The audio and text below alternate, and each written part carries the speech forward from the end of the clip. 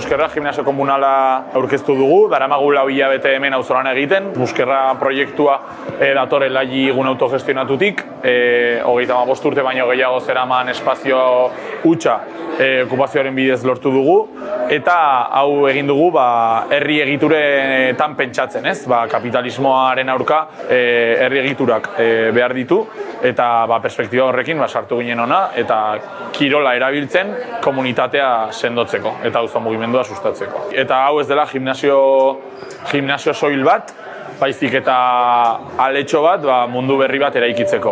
Hau ez da hemen geratzen, baizik eta nahi dugu herri egitura gehiago egin, gizartearen zein, edo langile klasearen baitan herri egiturak eta beste modu bat, bizitzeko beste modu bat eraikitzeko. Gaur berez entrenamendua izan dugu palestrenen entrenamendua, orain pintxopotea egonen da, bihar goiz-goizetik rokodromoa montatuko dugu, 9 aldera, eta 10 egingo dugu argazki esposaketa bat, 12 aurkeztuko dugu pixka bat proiektua publikoki, eta ondoren bermuta eta bazkaria.